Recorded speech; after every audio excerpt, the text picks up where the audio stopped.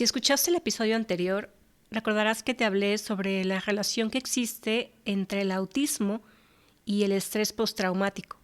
Te comenté que, de acuerdo a las investigaciones neurocientíficas, se ha comprobado que algunas zonas del cerebro en las cuales se tiene identificado que es allí donde las personas neurodivergentes presentamos ciertas alteraciones que nos distinguen de las personas neurotípicas, son estas mismas zonas las que se ven modificadas e impactadas en el cerebro de una persona cuando experimenta una situación traumática, siendo este el motivo por el cual las personas neurodivergentes somos más susceptibles y o vulnerables a experimentarlas.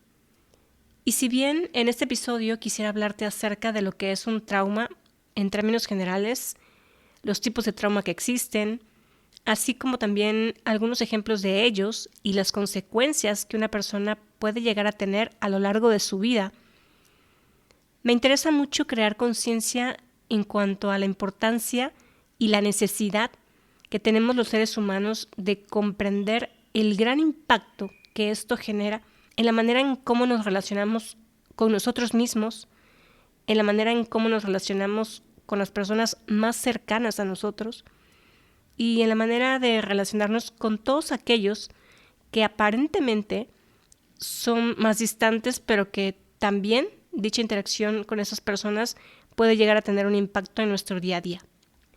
Me gustaría explicarte el por qué es tan necesario sanar y liberar todas esas emociones que se han quedado impregnadas en nuestra mente consciente e inconsciente y por supuesto en nuestro cuerpo, llevándonos a somatizar un montón de síntomas físicos, los cuales muchas veces no logramos explicarnos el por qué y el para qué de estos. Y hoy te puedo compartir desde mi propia experiencia y con todo el aprendizaje de vida que he obtenido con el paso del tiempo, lo cual me ha llevado a entender ese por qué y ese para qué de todo lo que nos ocurre, que a diferencia de lo que muchas personas piensan, no se trata de ningún castigo divino. Quizás sí implica un poco de karma, entendiendo esto como una consecuencia a nivel transgeneracional, pero que definitivamente, absolutamente nada ocurre por simple casualidad. Que tenemos y tendremos siempre la opción ante dos perspectivas. Aquella que percibimos desde el papel de víctima, por muy doloroso que sea aceptarlo, o aquella que nos muestra la oportunidad de crecimiento personal, de evolucionar en conciencia y de sanar incluso temas transgeneracionales.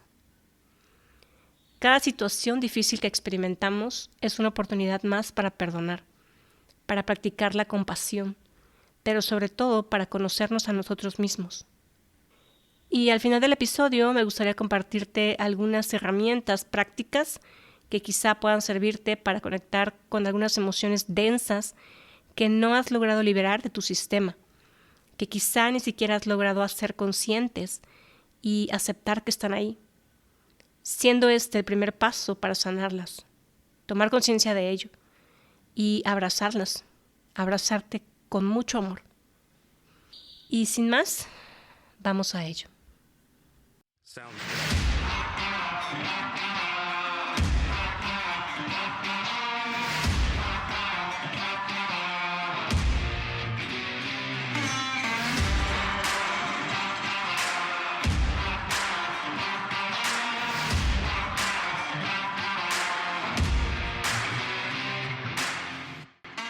Libérate, un podcast creado desde el amor y la conciencia, con la firme intención de ayudarte a abrir tu mente y tu corazón, de impulsarte a cuestionarlo absolutamente todo.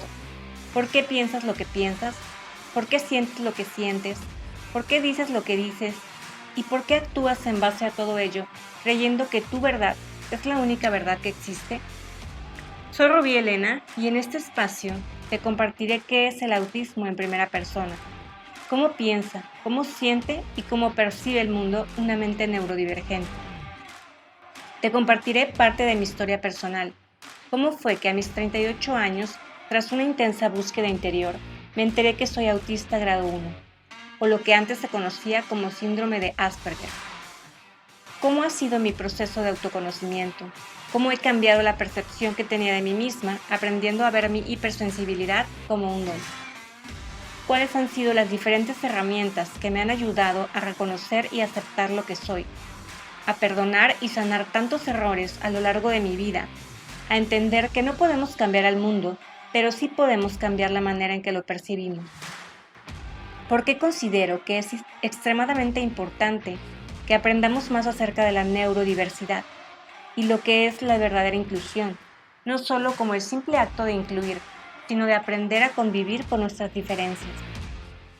Libérate del miedo al que dirán, a ser rechazado o abandonado, del miedo a no ser suficiente. Aprende a reconocer tus emociones, a sentirlas y a transformarlas. Libérate de tus creencias, de tus patrones limitantes, del miedo a brillar y todo aquello que te impide ver lo que realmente eres. Y lo más importante, confía, déjate guiar por tu intuición, por tu corazón. Escucha el llamado de tu alma. Permítete ser lo que viniste a ser en esta vida.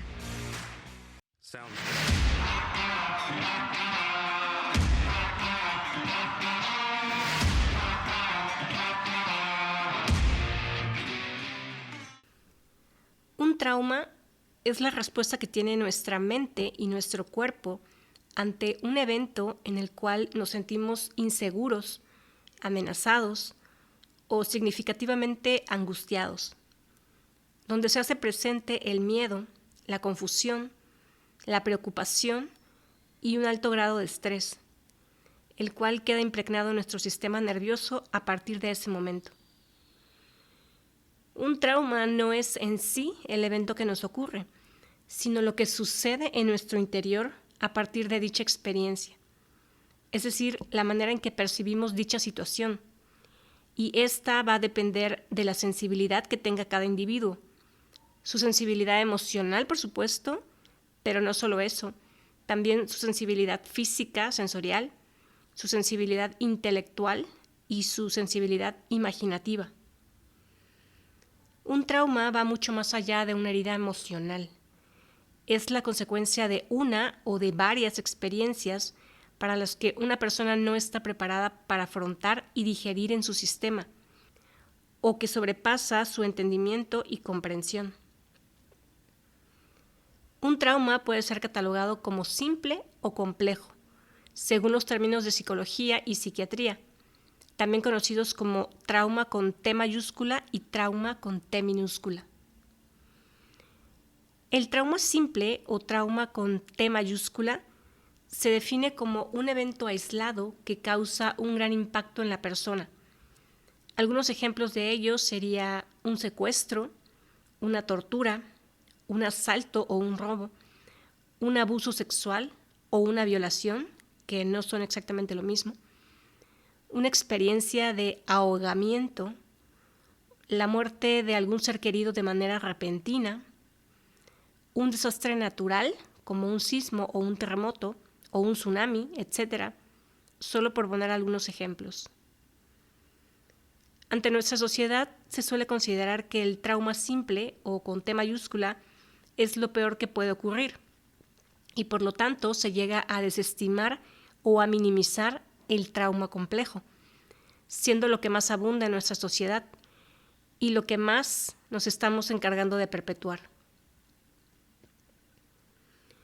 El trauma complejo o trauma con T minúscula se refiere a cuando ocurre una serie de eventos que se viven de manera constante y prolongada en el tiempo, durante meses o años, y que aparentemente no son de mucha intensidad.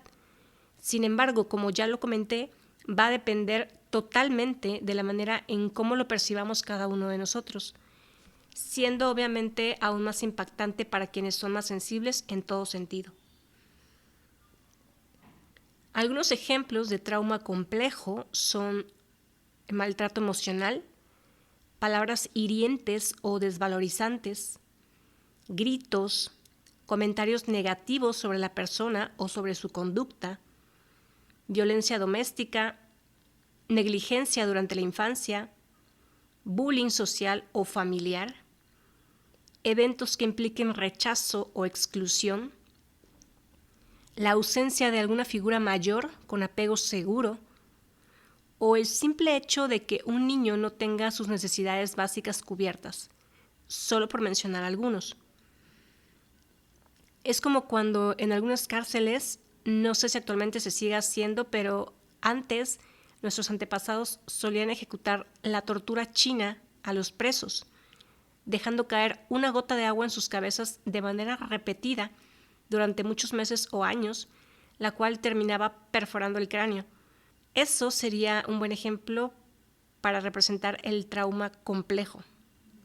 Repito, para que algo sea considerado como trauma, va a depender total y absolutamente de la percepción que tenga ante ello la persona que lo experimenta, más de lo que pueda ser visto desde la perspectiva de otras personas. Al estrés causado por uno o varios traumas se le conoce como trastorno de estrés postraumático, conocido también por sus siglas TEPT.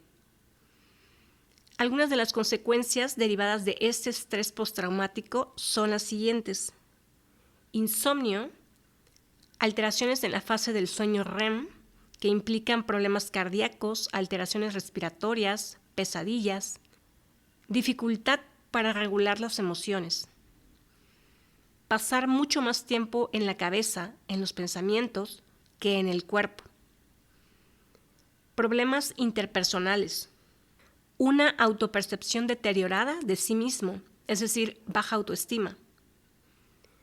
Comportamiento sexualizado, abuso de sustancias y todo tipo de adicciones y obsesiones.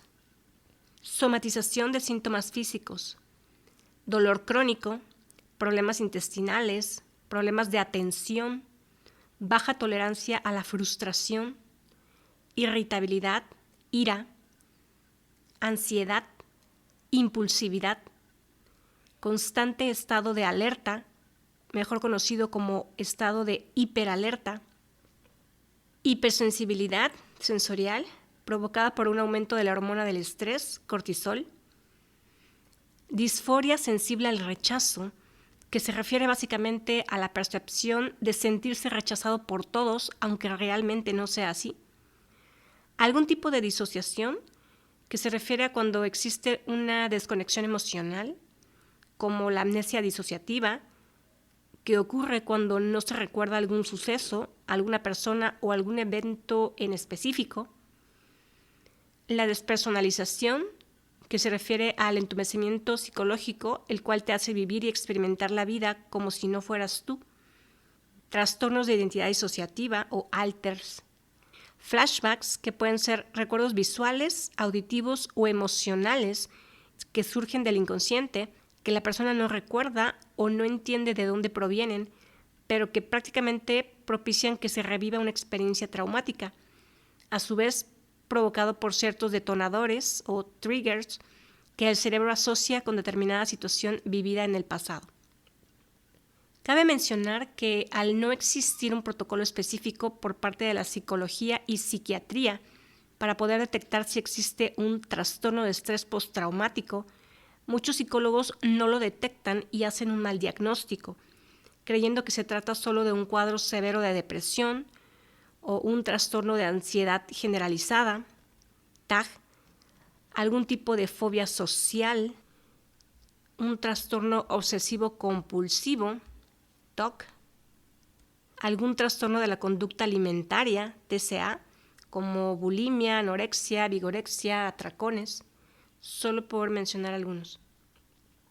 Un trauma afecta la vida cotidiana de una persona, impidiéndole disfrutar de experiencias placenteras. Cuando ocurre un evento así de difícil, un trauma, la mente humana utiliza un mecanismo de defensa o de supervivencia, pudiendo ser un estado de ataque y defensión, de lucha, o un estado de huida, por supuesto, cuando hay la oportunidad para hacerlo, no siempre la hay. Un estado de congelamiento, como si te hicieras el muerto, desconectándote de la experiencia. En ese momento la mente se va, como si no estuviera ahí. O un estado de sometimiento, en el cual la persona básicamente cumple con la idea de flojita y cooperando, cuando no le queda más remedio.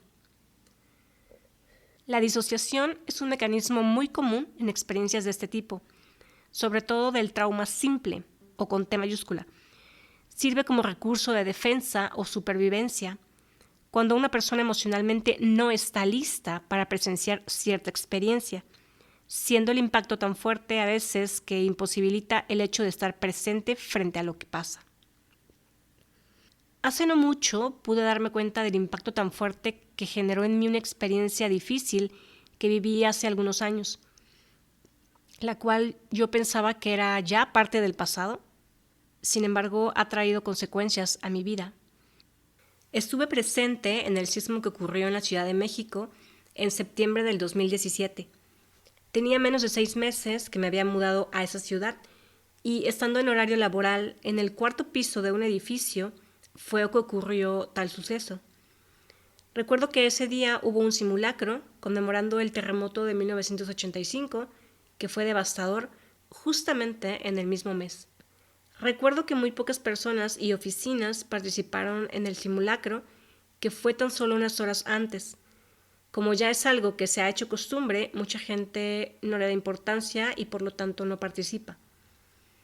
Puedo decir que fue una experiencia para la cual, por supuesto, nadie estaba lo suficientemente preparado, incluso aunque hubieran participado en algún simulacro con anterioridad.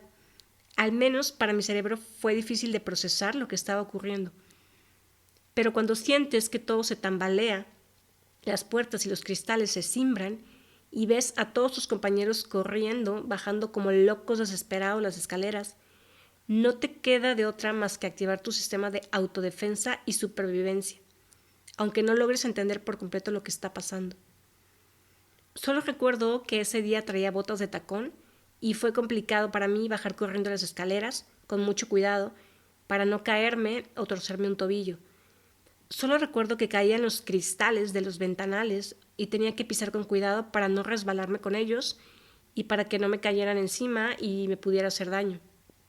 Esas escaleras parecían interminables y cuando por fin llegué a la planta baja y logré salir a la calle y ver la luz, fue como cuando en esas películas en donde una persona se muere y se supone que llega al cielo y muestran enseguida un rayo de luz muy brillante, o cuando quieren mostrar el nacimiento de un bebé, cuando éste sale de la panza de la mamá, también es como si de repente al salir al mundo se hiciera la luz y llegara a la superficie.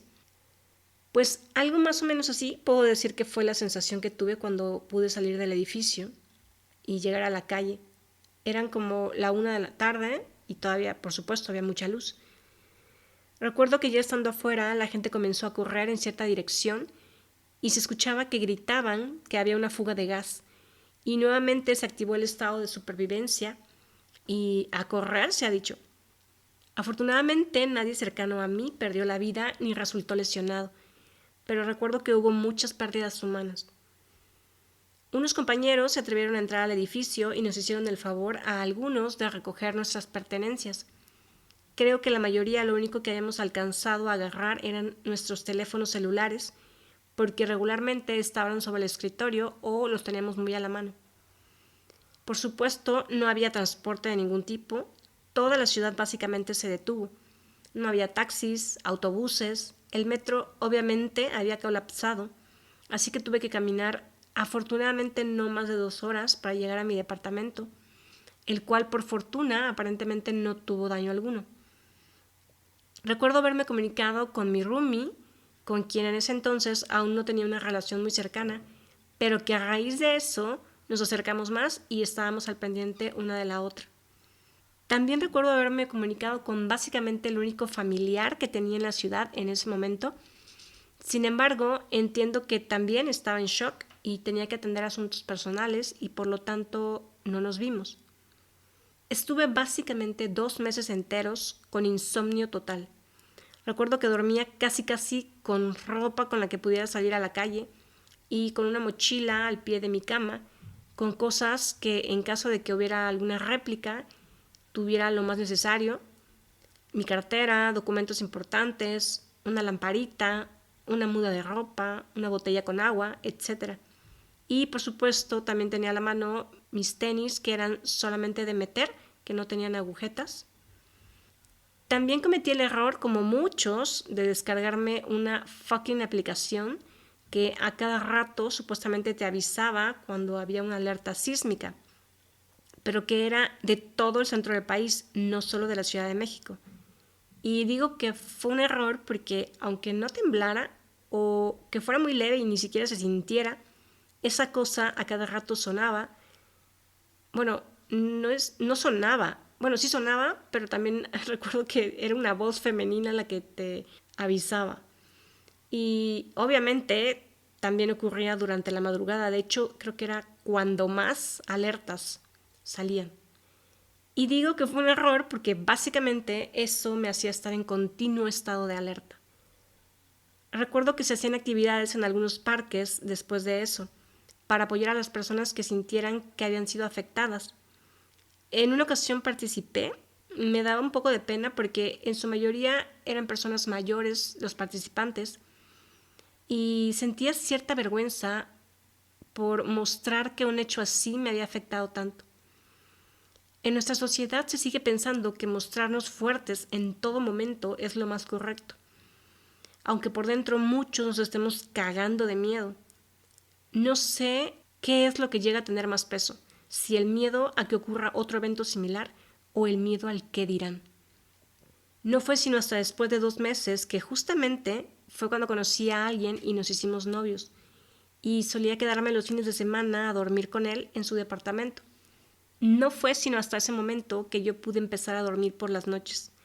Aunque solo fueran los fines de semana, de poco en poco eso me hizo irme sintiendo un poco más tranquila y a salvo.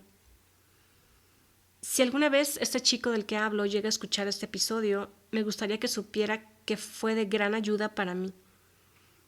Y me ayudó enormemente en ese proceso de recuperación. Aunque varios años después pude constatar, gracias al montón de síntomas que fui generando con el paso del tiempo, que tanto esa situación como algunas otras me fueron llevando de manera silenciosa pero constante a generar un trastorno de estrés postraumático.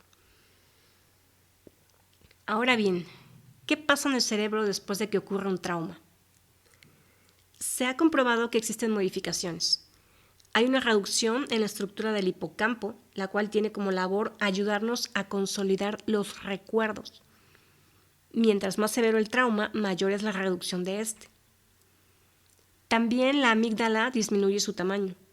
Por lo tanto, se hace presente la hiperactividad, la cual se encarga de activar el sistema de alerta. El hipotálamo, que a su vez controla a la hipófisis, también ambos se ven afectados para mantener la regulación y el equilibrio de los niveles hormonales, los cuales coordinan varias funciones en el organismo, tales como el crecimiento somático, que básicamente se refiere al desarrollo de nuestro esqueleto. También regulan la liberación de las hormonas tiroideas, la cantidad de agua excretada por el riñón y la adaptación que tenemos al estrés. También ocurre una disminución en la sustancia gris en la región prefrontal, en el lóbulo parietal y en el córtex cingulado. Y hablando de triggers o posibles detonantes que pueden hacer que resurja una experiencia traumática y por lo tanto aumente el estrés postraumático, son nada más y nada menos que las noticias. Tanto en los noticieros que escuchamos en la radio y vemos en la televisión, como todas aquellas noticias que aparecen en los dispositivos móviles y que Google se encarga de mostrarnos de manera automática, e incluso todas aquellas noticias que la gente suele compartir por medios como el WhatsApp o el Telegram, que muchas veces se considera sin importancia, pero que puede llegar a tener una carga emocional fuerte para algunas personas y ser un detonante. Y como te comentaba al inicio de este episodio, el autismo y el trauma complejo, es decir, el trauma con T minúscula, pueden coexistir al mismo tiempo. Todas estas situaciones que ya te platiqué, que son las que ocurren de manera constante y prolongada, como los comentarios negativos, el bullying, los gritos, el excluir a alguien de un grupo, el minimizar ciertas situaciones, como por ejemplo diciendo cosas como «Ay, no es para tanto», «Qué dramático eres», «Ya deja de quejarte», Hay personas en peores condiciones que tú, etc. Como ya lo dije, la gota de la tortura china. Los rasgos autistas pueden acentuarse aún más por el estrés ocasionado por un trauma. Y a la inversa, el trauma puede camuflar los rasgos autistas, siendo estos invisibilizados. A continuación, quiero compartirte un esquema que tomé de las redes sociales de Instagram de la cuenta de AIC-TEA-TPTC, el cual refleja las similitudes que existen entre la condición autista y el trauma, mostrando cómo ambos se pueden solapar o invisibilizar uno con otro. Te voy a ir mencionando el rasgo y la manera en cómo se hace presente tanto en uno como en otro.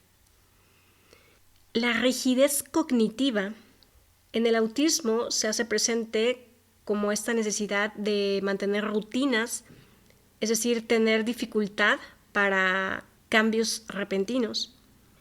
Y en el caso del trauma, esta rigidez cognitiva se presenta por una dificultad de adaptación a personas o entornos nuevos por miedo o desconfianza. La sensibilidad sensorial.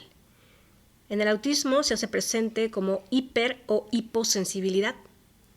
Y en el trauma aparece porque el sistema nervioso y la amígdala se encuentran en hiperalerta como mecanismo de autoprotección. La sobreexcitabilidad o hiperreactividad se hace presente en personas autistas por la estructura del cerebro neurodivergente.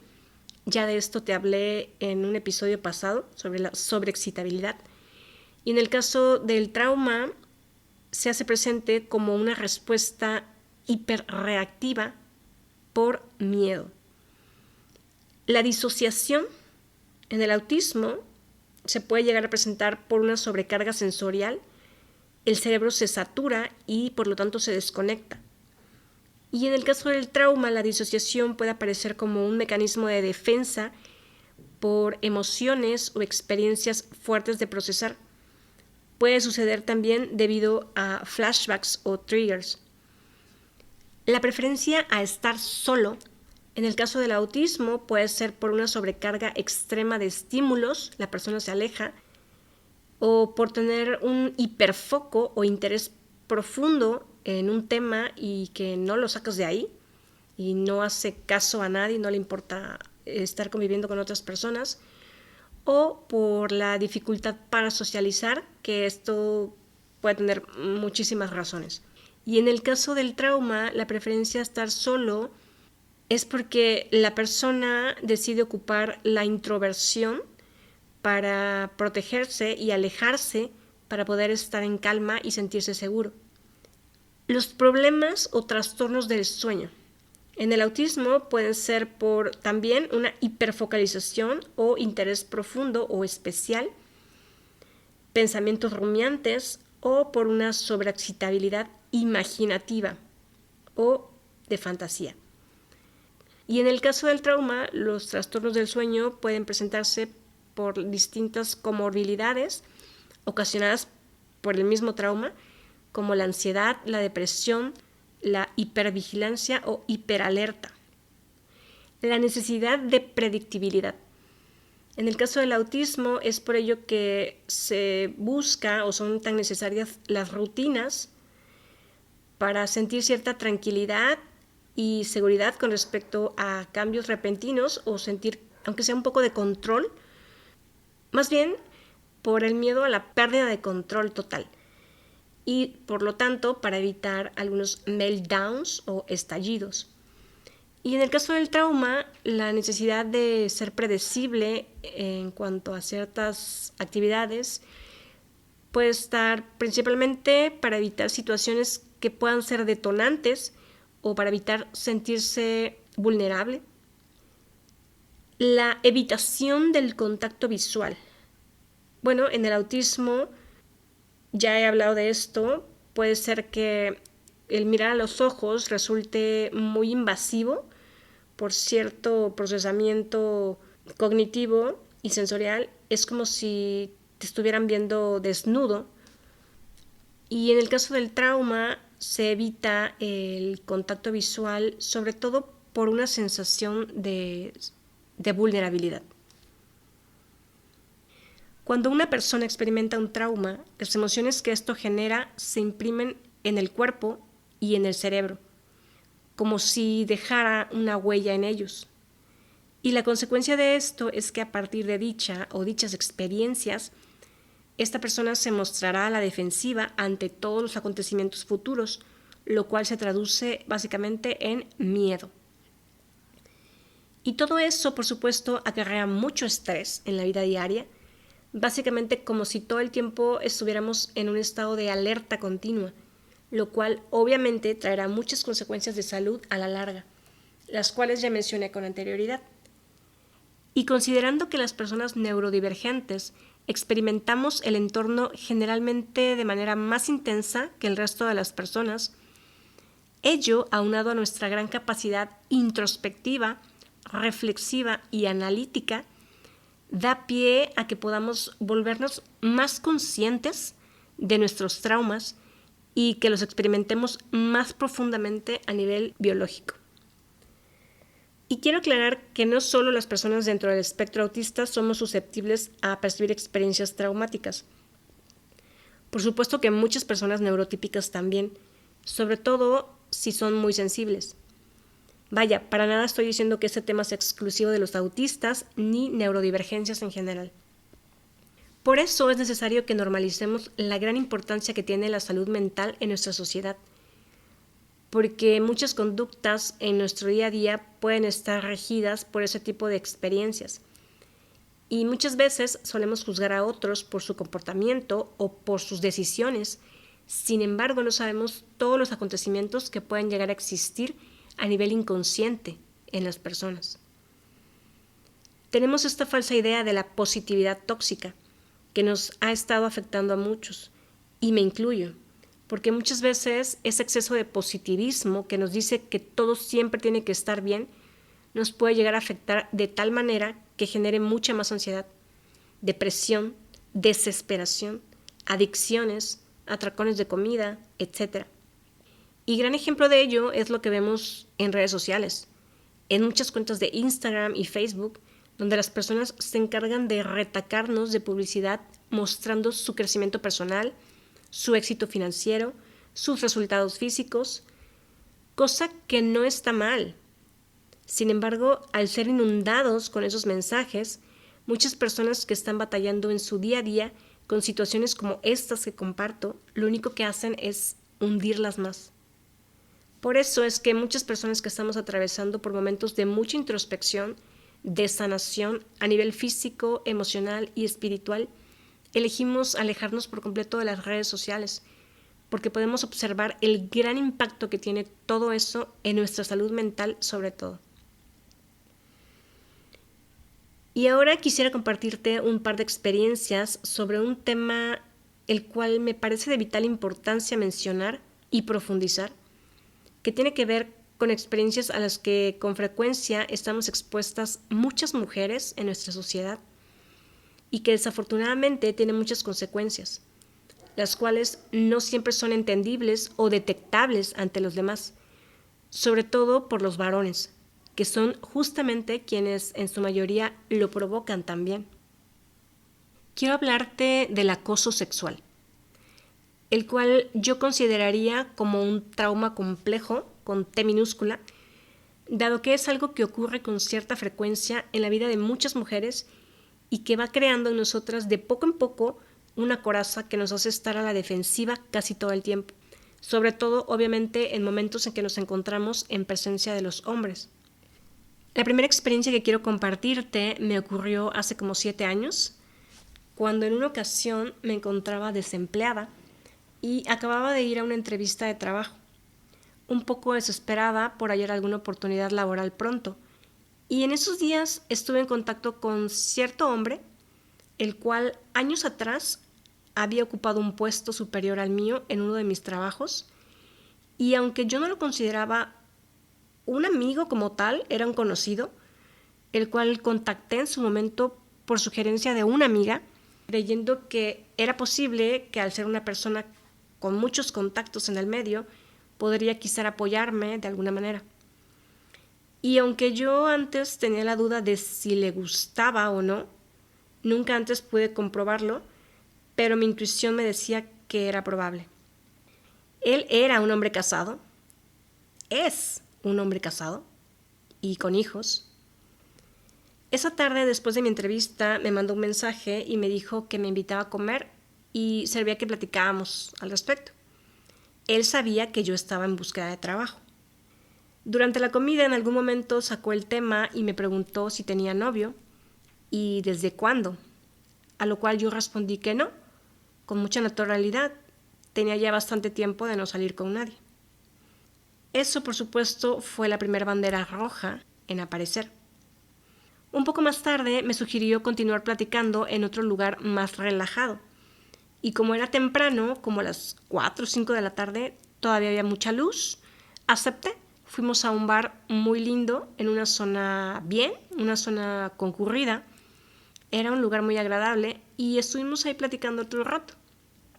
Yo desde tiempo antes ya no bebía alcohol, sin embargo fui cuidadosa y elegí una bebida muy suave y tenía claro que solo con una copa era suficiente para mí.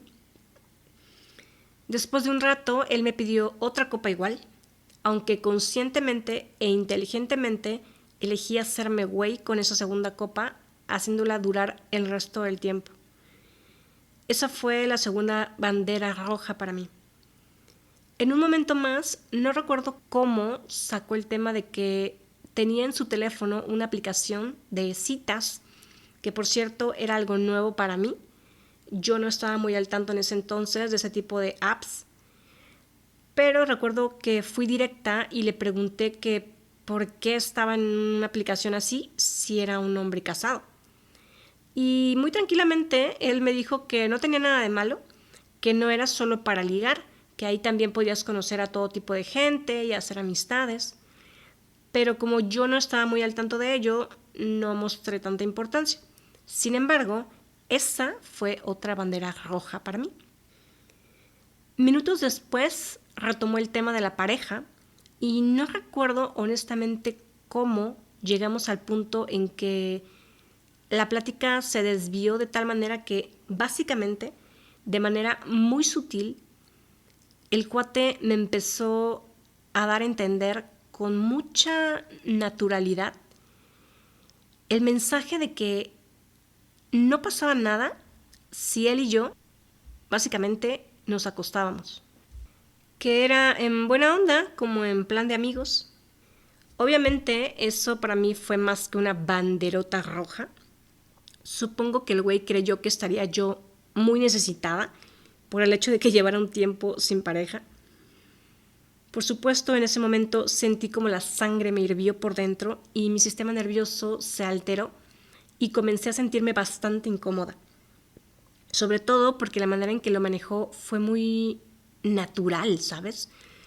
Como si fuera cualquier cosa. Como si me estuviera pidiendo mi número de teléfono. Y eso me impresionó, su desfachatez. Finalmente sugerí irnos. El tema era que yo era nueva en la ciudad, estaba bastante lejos de mi departamento y ya estaba comenzando a anochecer. Y obviamente me preocupaba el regreso a casa, dado que sabía de muchas experiencias al abordar un taxi en la calle, estando muy de moda algunos asaltos y secuestros.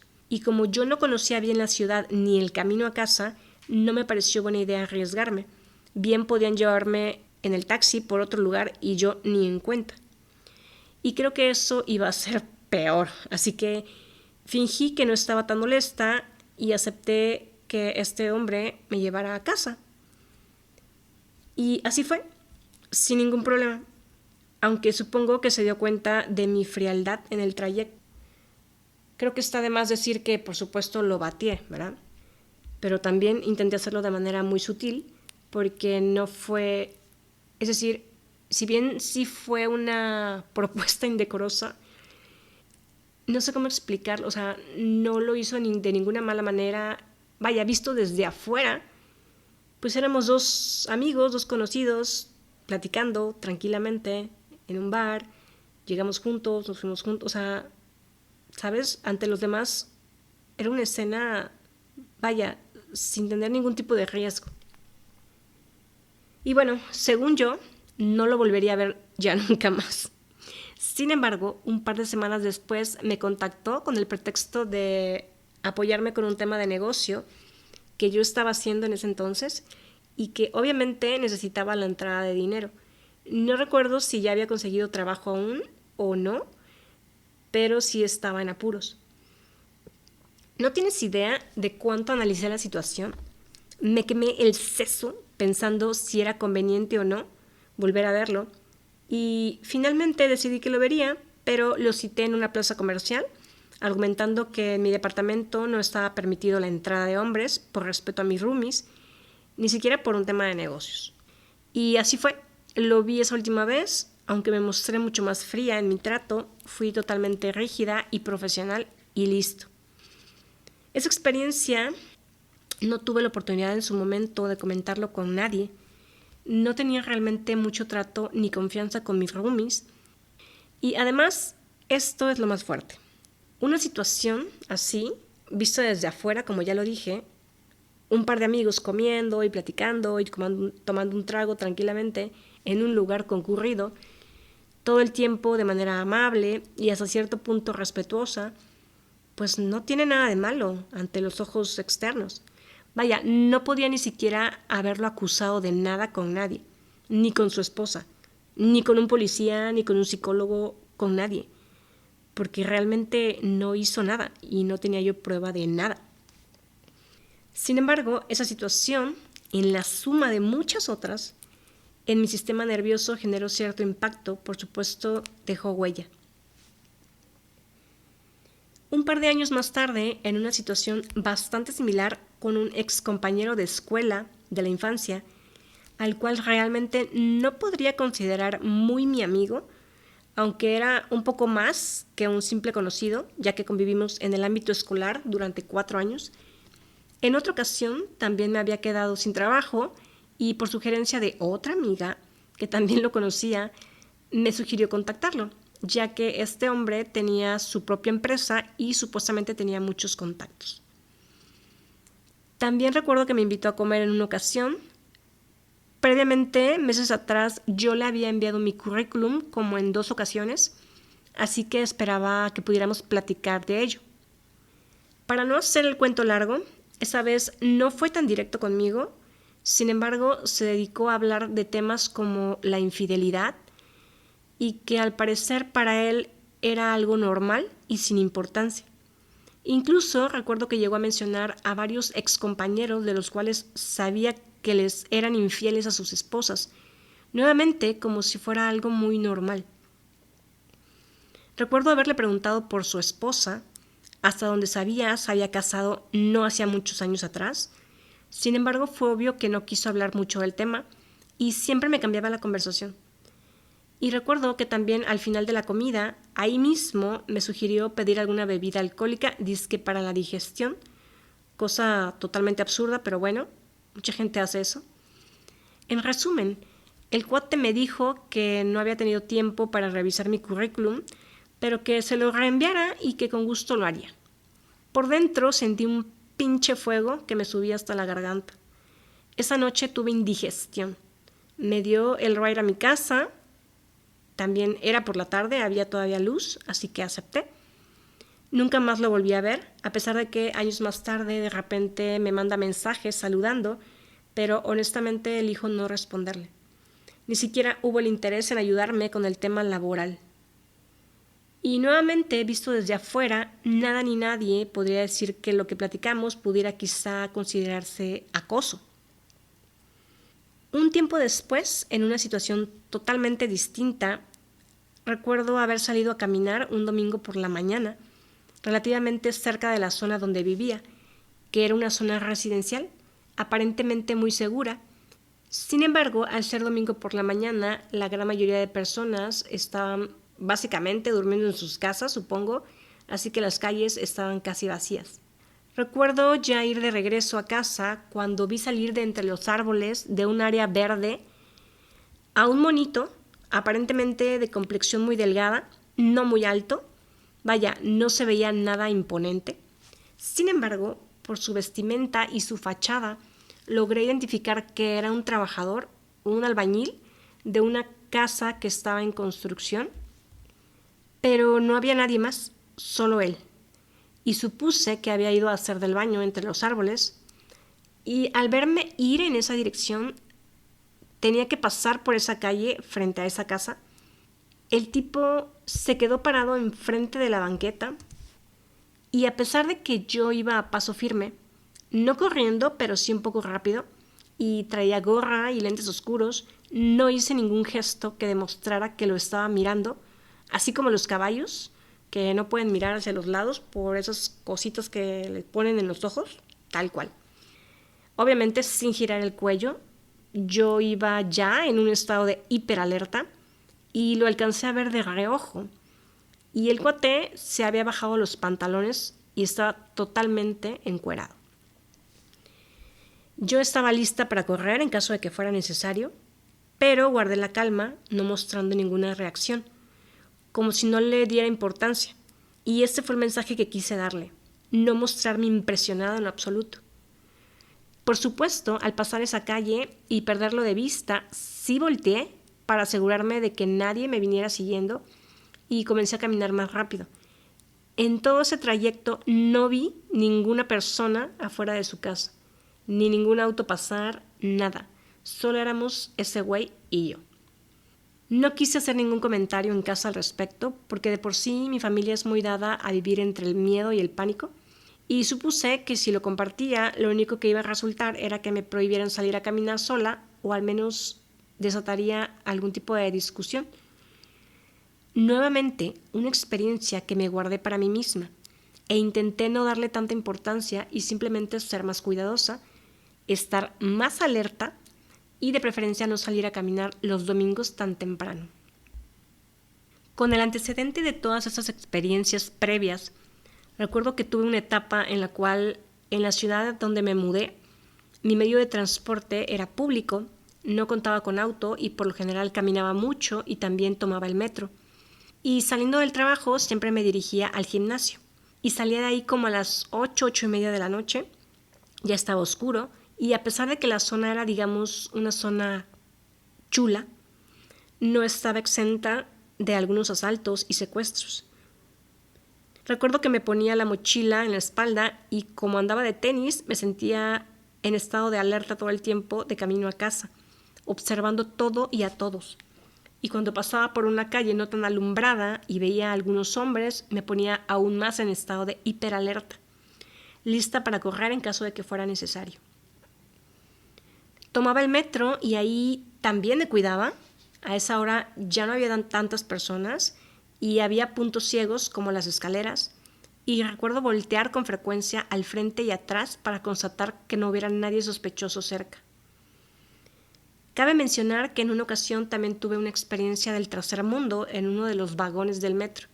Si bien no pasó nada aparentemente fuerte a la vista de otros, básicamente nos asaltaron con mucha sutileza unos güeyes que supuestamente eran ex reclusos y sí tenían cara de pocos amigos. Y con un desatornillador recuerdo que daban golpecitos en los tubos de acero, haciendo que no solo mis oídos, sino todo mi cuerpo y mi sistema nervioso vibraran por el sonido tan intenso, aunque muy sutil. Esa vez éramos solo chicas en el vagón y por una cuestión de cámaras de seguridad en el metro, los tipos no hicieron nada realmente más que pedirnos nuestra colaboración compasiva, ya que hacía poco habían salido de la cárcel y necesitaban de nuestro apoyo. Pero intimidándonos, parándose uno de ellos junto a nosotras con las manos dentro de la sudadera, como si tuviera algo ahí dentro, mientras su compañero hablaba y golpeaba los tubos con el fierro.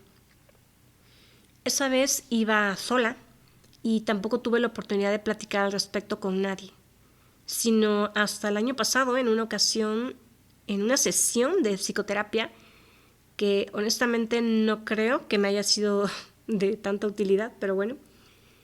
Y me gustaría hacer un gran paréntesis aquí, porque algo que he podido aprender a observar gracias a mi camino de toma de conciencia es a ver que todas las personas, y en este caso todos estos hombres, también traen cargando un montón de heridas, las cuales nos hacen actuar de cierta manera que ante el mundo quizá pudieran ser inaceptables o incorrectas, pero que de manera inconsciente tienen todo el sentido para cada uno de nosotros.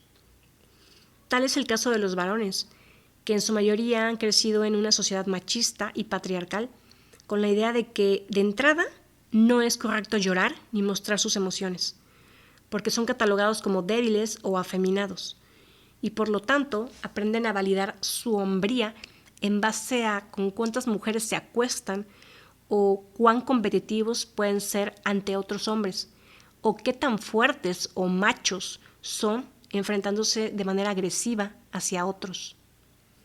A lo largo de mi vida he podido reconocer y hacer consciente de que muchas veces todos esos hombres no son más que niños heridos, buscando la aprobación de mamá, buscando ser vistos, aprobados por sus padres, los cuales por obvias razones también traen o traían cargando un montón de heridas y traumas que van perpetuando y pasando de generación en generación. Y eso es triste y me genera mucha compasión poder verlo. Con esto no estoy diciendo que tienen el derecho de abusar o lastimar a otras personas, pero creo que lo que más necesitan es aprender a amarse a sí mismos. Pero para que eso pueda ocurrir en nuestra sociedad, las mujeres tenemos que darles los espacios para que lo hagan, porque de lo contrario nosotras mismas estamos contribuyendo a que siga habiendo más de lo mismo. Actualmente en muchos países se están llevando a cabo terapias y círculos para hombres, dirigidos por otros hombres, justamente con la intención de sanar su energía masculina y todas sus heridas y traumas que también han ido acumulando con el tiempo. Porque soy consciente de que no solo las mujeres somos las únicas susceptibles a que nos ocurran situaciones difíciles. Cerrando el paréntesis y continuando con el tema. Hace no tanto tiempo tuve un trabajo temporal, en época de pandemia COVID, en el cual en determinado momento y durante varias semanas me vi en la necesidad de asistir a las oficinas de la empresa que me había contratado. Y digo oficinas, pero realmente se trataba de una casa que habían rentado y ocupaban tanto como vivienda como también fungía como oficina, en la cual vivían y trabajaban en su mayoría hombres, varones, porque eran ingenieros y arquitectos. Fue una experiencia bastante incómoda para mí, tanto por el hecho de tener que estar metida en una casa con puros hombres básicamente todo el día. Entre otras cosas, recuerdo que cuando quería ir al baño tenía que pasar obviamente a alguno de los baños de las recámaras de estos ingenieros, y a pesar de que ellos no estaban ahí en la recámara, sino en la sala o el comedor trabajando en sus computadoras, no se sentía nada cómodo ni seguro pasar al baño bajo esas condiciones. Además de que la limpieza del inodoro no era lo que yo estaba acostumbrada como mujer ni como adicta a la limpieza.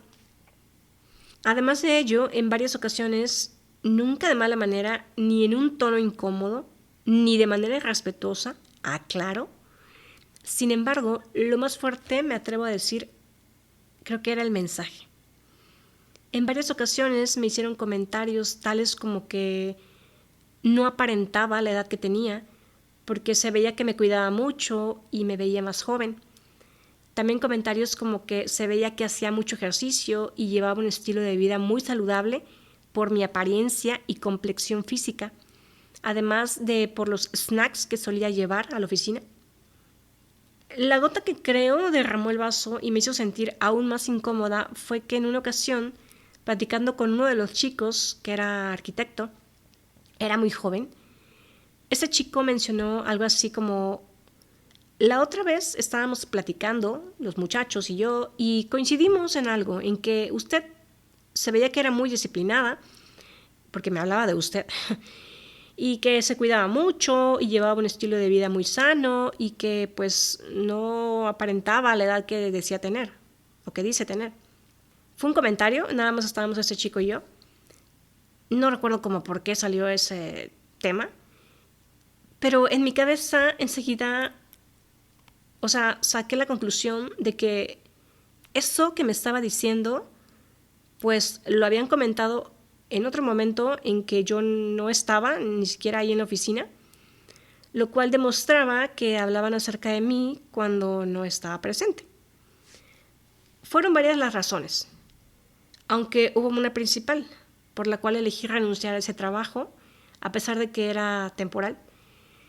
Pero era tal la incomodidad que llegué a sentir. Básicamente me sentía todos los días insegura y en estado de hiperalerta, teniendo que convivir en una casa todo el día con puros hombres que me tiraban básicamente piropos y hablaban de mí a mis espaldas con respecto a mi apariencia física. Y si bien quiero mencionar y repetir que nunca me faltaron al respeto, siempre fueron amables conmigo y fui yo la que eligió dejar el trabajo. Estos son el tipo de consecuencias tras haber experimentado varias situaciones a lo largo de mi vida en las cuales me sentí acosada, vulnerable y con miedo. Incluso me atrevería a decir que también engañada. No podría asegurar de que esta última experiencia que te compartí pudiera o no ser acoso. Sin embargo, cuando ya vives en un estado de hiperalerta todo el tiempo y tu vibración es de miedo e inseguridad, básicamente lo vas proyectando en tu vida de manera constante y repetitiva. Este tipo de experiencias son a las que nos enfrentamos muchísimas mujeres en nuestro día a día. Y si escuchaste el episodio anterior, donde te hablo acerca de algunos rasgos que como mujeres neurodivergentes, las mujeres autistas podemos llegar a ser más susceptibles a este tipo de situaciones, he ahí mi interés por visibilizar a tantas mujeres, a tantas niñas autistas, que por tener una personalidad introvertida, de mucha ingenuidad, de mucha confusión y mala interpretación de las intenciones ocultas de muchas personas, de muchos hombres, pueden llegar a ser víctimas de experiencias así, las cuales van a afectar la manera en que se perciben a sí mismas y en cómo perciben a los hombres y en cómo perciben el mundo en general. En el budismo hay una palabra que hace referencia a la huella que deja un abuso emocional o un trauma en una persona. Esta palabra es samskara. Cuando estamos a la defensiva, básicamente todo en el presente se convierte en el enemigo. Dejas de sentirte seguro, incluso en tu propio cuerpo. Y aunque no lo hagas de manera consciente, básicamente tu mente vive en el pasado, recordando todo eso que te ha lastimado. Y para eso están los triggers, que son los detonantes, para recordártelo.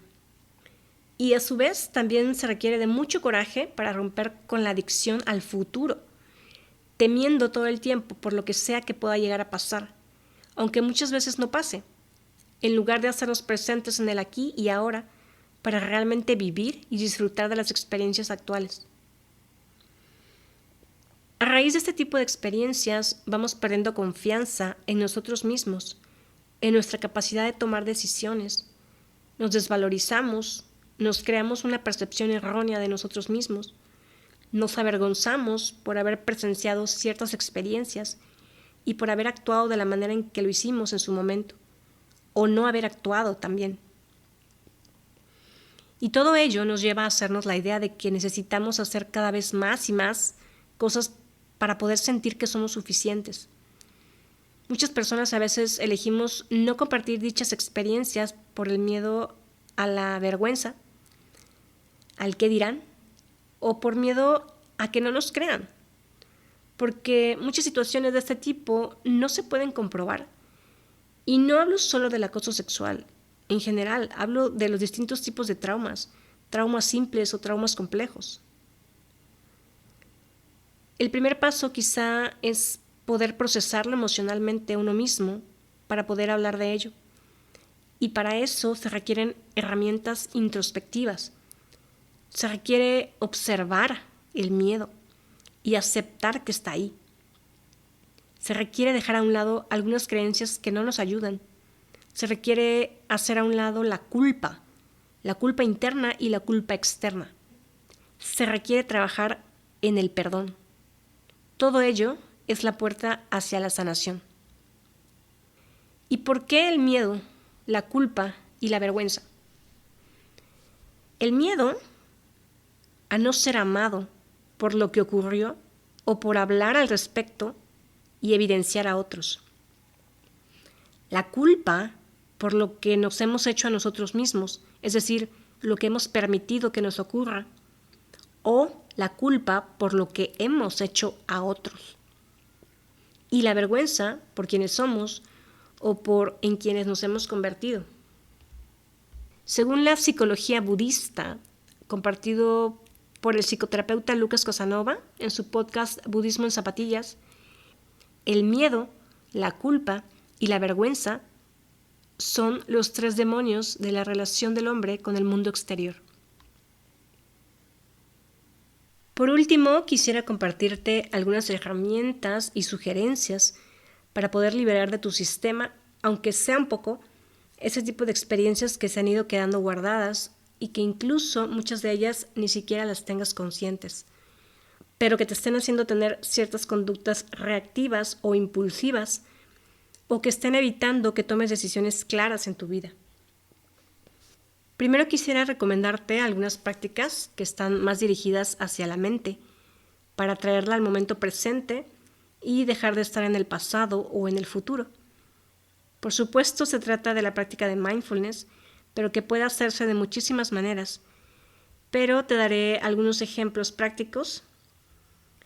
Uno de ellos es hacer básicamente todas o la gran mayoría de las actividades que realizas durante el día de manera consciente. Desde cepillarte los dientes, darte un baño, comer con atención plena, oler, disfrutar de lo que estás comiendo, saborear, masticar entre 20 y 30 veces. Cuando te bañes, sentir el agua como cae en tu cuerpo, la sensación del jabón o todo lo que utilices durante este ritual. Esto, aunque llegase a parecer lógico, no lo es. Muchas veces hacemos todo esto en automático. Es como si condujeras tu auto hacia X lugar, tu trabajo o al súper o lo que sea, y vas escuchando música o discutiendo con otra persona o malamente hablando por teléfono y de repente llegas a tu lugar de destino y no tienes muy claro todo lo que ocurrió en el trayecto. Otra práctica es más que la meditación en sí. Quiero proponerte ejercicios de respiración, también para que puedas agarrarte de tu respiración y así poder estar presente en el aquí y ahora. Primero, comenzar respirando, todo esto con tus ojos cerrados, inhalando y exhalando por la nariz, estando en un lugar cómodo, con la espalda recta, sin apoyarla en ningún respaldo. Da igual si estás sentado en una silla o en una postura de meditación. Comienza primero haciéndote consciente de cómo entra el aire hasta el vientre y este se infla, después se inflan las costillas y al final se infla el pecho. Es decir, son 3 pasos: vientre, costillas, pecho. Eso como primer paso. Después de que ya te hayas acostumbrado a respirar de esa manera, un par de minutos después puedes irle aumentando. Inhalas en 4 tiempos, retienes el aire por 4 tiempos, exhalas en 4 tiempos y retienes sin aire por otros 4 tiempos. Y así continúas un par de minutos hasta que logres controlar tu respiración sin tener que esforzarte tanto. Después puedes subirle un poco el ritmo. Esto, por supuesto, lo vas haciendo con el paso de los días. En caso de que nunca hayas practicado la meditación o la respiración, o lo que se conoce como breathwork, si puedes aumentarle, entonces te sugeriría inhalar en 4, retener en 7, exhalar en 8. Y al inicio, si no estás acostumbrado, no hagas la retención sin aire. Enseguida vuelve a inhalar en 4 y continúa con el ejercicio durante el tiempo que así lo decidas, hasta relajarte. En caso de que te sea posible, entonces sí te quedas sin aire por aproximadamente 3 o 4 tiempos. Por supuesto, esto puede ir aumentando con el tiempo. Ya tú mismo irás midiéndole a tu capacidad pulmonar e ir aumentando el tiempo, tanto las inhalaciones como las exhalaciones, y en las retenciones. De hecho, hay un tipo de respiración que justamente está dirigida a trabajar con el miedo, con retenciones largas hasta de 16 tiempos, pero para poder llegar ahí, primero tienes que ir entrando de poco en poco con estas prácticas que te comparto. Y cabe mencionar que en caso de que estés muy alterado, busques que tus exhalaciones sean por la boca, pero de a poquito.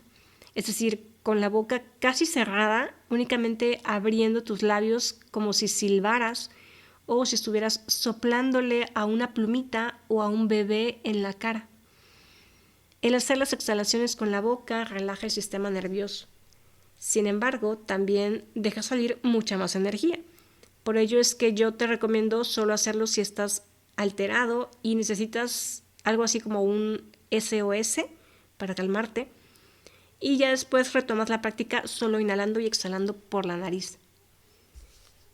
Ahora bien, pasando a la parte somática, ejemplos de esto, que significa que trabajarás también con el cuerpo, y yo te sugiero hacer ambos.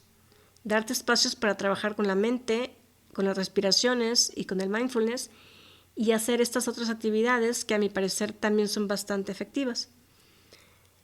Correr, gritar, golpear.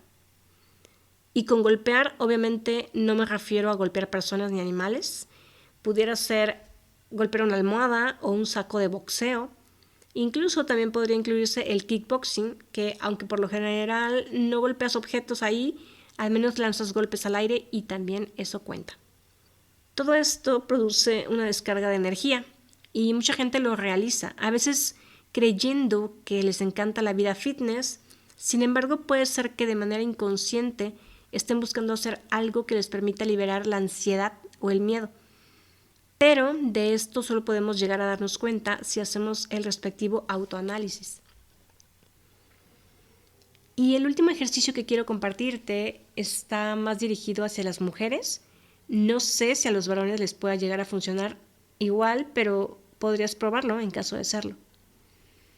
Para esto tendrías que buscar estar en un espacio a solas, de preferencia sobre un tapete en el suelo, acostándote boca arriba y totalmente consciente de que de esa manera estás siendo sostenida por la madre tierra.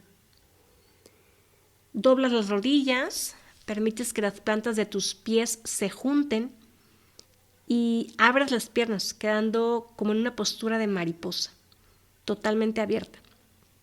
Si gustas, puedes colocar tus manos en forma de triángulo sobre tu vientre, que los dedos pulgares estén juntos y colocados sobre tu ombligo, y el triángulo se forma colocando juntos también ambos dedos índices.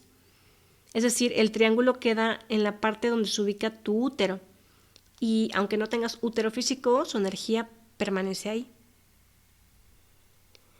Y por último, el ejercicio consiste en ir cerrando las piernas o intentando juntar ambas rodillas de la manera más lenta que pueda ser posible, como si cerraras milímetro a milímetro, permitiendo que tus piernas y entrepiernas tiemblen.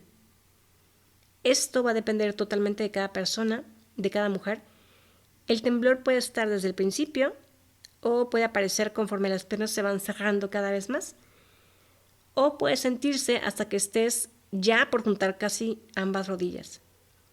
Todo va a depender de la manera en que te sueltes, en que confíes en lo que estás haciendo y en calmar la mente, porque seguramente van a aparecer un montón de pensamientos, de cuestionamientos, de ideas que te digan que eso no funciona, que pareces tonta, que no hay nada ahí que tengas que liberar. Es normal al principio, pero yo te sugeriría que si te cuesta trabajo relajarte, soltarte y confiar, de ser posible pongas musiquita muy tenue. Si tienes Spotify o YouTube, que seguramente tienes alguno de los dos, si no, no estarías escuchando mi podcast, te recomiendo ir al buscador y poner el número 417. Y te aparecerán varios playlists con música de 417 Hz. Así que puedes poner esta musiquita mientras haces tu ejercicio. 417 Hz es el tono solfegio para liberar traumas físicos y emocionales, eliminar patrones de pensamiento negativo y eliminar energías negativas, tuyas y de tu hogar. Pero para este ejercicio, sí o sí, tienes que estar, como ya lo dije, en un espacio de total intimidad. Tienes que sentirte totalmente a salvo y repetírtelo en tu mente para que tu cuerpo entienda el mensaje y se pueda soltar con facilidad. Este ejercicio con el paso del tiempo te puede llegar a sorprender. A mí me ha pasado, sobre todo cuando estoy más sensible emocionalmente o cuando he hecho consciente varias cosas que no recordaba y que también me han afectado a lo largo de mi vida. Se dice que las mujeres, en la parte del cuerpo donde más guardamos emociones, es en nuestro útero, siendo este un lugar sagrado desde que llegamos a este mundo. Y cada experiencia sexual y no sexual también nos llevan a reprimir y a guardar emociones justo ahí. Es por ello que muchas de nosotras desde pequeñas tenemos consecuencias con nuestra menstruación, porque dependiendo de todo lo que experimentamos emocionalmente el mes previo a ese sangrado, será la manera en que nuestro periodo menstrual se presente. Y para ir concluyendo este episodio, que se hizo algo extenso, quiero compartirte un aprendizaje que, si bien pudiera parecer una frase ya muy trillada que hemos escuchado por todos lados, no es sino hasta que tomamos verdadera conciencia de cómo ha sido nuestra vida y de cómo está siendo en el presente. No es sino hasta ese momento que podemos llegar a entenderlo. Necesitamos vaciarnos primero de todo lo malo o denso para poder dar cabida a cosas nuevas, para poder tener un cambio de percepción. Solo así podremos conectar con el presente y dejar de vivir en el pasado. Para muchos es fácil decir, ya deja el pasado por la paz. Pero solo quienes hemos tenido un pasado realmente difícil y doloroso sabemos que eso no es para nada sencillo. Porque para ello se requiere ir a ver toda esa oscuridad, reconocerla, aceptarla, para entonces sí poder sanarla y liberarla. El trauma, visto desde una perspectiva positiva, aunque lo lleguemos a dudar, puede ser utilizado como trampolín para conocer rincones de nosotros mismos que jamás nos hubiésemos imaginado poder conocer. Espero que este episodio te haya aportado algo bueno. Mi intención con este podcast, como te lo dije desde el primer episodio, no solo es venir a platicarte qué es el autismo con simples conceptos. Mi interés es llevarte aún más profundo para que conozcas cómo se experimenta el mundo en carne propia, siendo una persona neurodivergente y sobre todo siendo mujer. Gracias por escucharme. Te recuerdo mis redes sociales, Facebook e Instagram. Me encuentras como @podcastlibérate.